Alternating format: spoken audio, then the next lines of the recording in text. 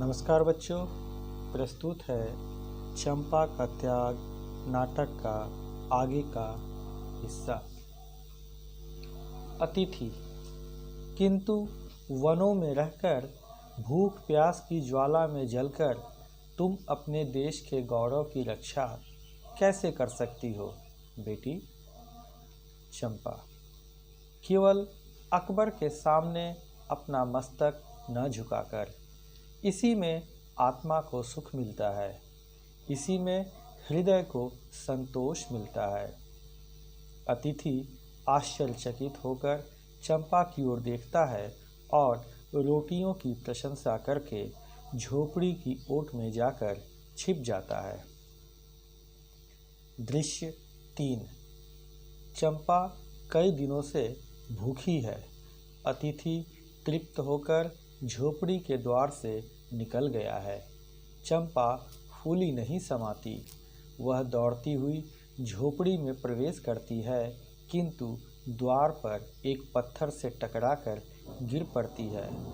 महाराणा प्रताप दौड़कर उसके पास जाते हैं और उसे अपनी गोद में लेकर शिलाखंड पर बैठ जाते हैं।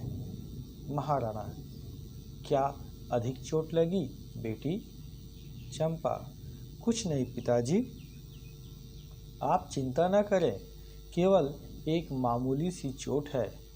महाराणा रक्त देखकर। मामूली सी चोट है, किंतु तुम्हारा तो सिर फट गया है। चंपा। ओह, अब यह नहीं देखा जाता अपने आप से। प्रताप, सचमुच तू बड़ा अभागा है। तेरे ही कारण तेरे बच्चों की आज यह दुर्गति हो रही है। यदि तू अकबर की बात मानकर उससे संधि कर लेता तो आज अरावली के सुनसान वन में तुझे यह भयानक दृश्य न देखना पड़ता। चंपा उत्तेजित होकर। पिताजी, यह आप क्या कह रहे हैं? क्या आप अकबर से संधि कर लेंगे? क्या आप कष्टों से घबराकर अमर सुख को नष्ट कर देंगे? क्या आपने इसीलिए इतने दिनों तक वनों की खाक छानी? क्या हम लोगों ने इसीलिए इतने दिनों तक वन के फल मूल खाकर अपने दिन बिताए? महाराणा आंखों में आंसू भरकर। तो फिर क्या करूं बेटी? चंपा। प्रतिज्ञा कीजिए पिताजी कि हम कभी भी अपना मस्तक अकबर के सामने नहीं झुकाएंगे। महाराणा।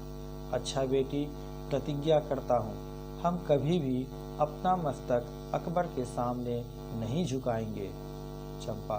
ठीक है, अब मेरी साधना सफल हुई। अच्छा, अब पिता माता दोनों को सदा के लिए प्रणाम। चंपा आंखें बंद कर लेती है। गुणवती जोर से रो उठती है। महाराणा प्रताप की आंखों में भी जल भर आता है। तभी झोपड़ी के अंदर अतिथि का असली वेश में प्रवेश। अतिथि। महाराणा प्रताप, आप धन्य हैं।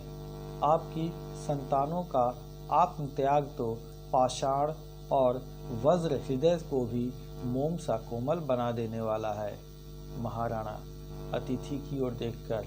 कौन? दिल्ली सम्राट अकबर? अकबर। नहीं, आपकी रूखी सूखी रोटियों को खाने वाला आपका अतिथि। बालिका चंपा के शव को देखकर अकबर की आंखों में भी जल भर आता है।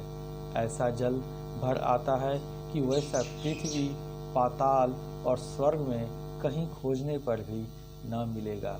लेखक व्यथित हृदय।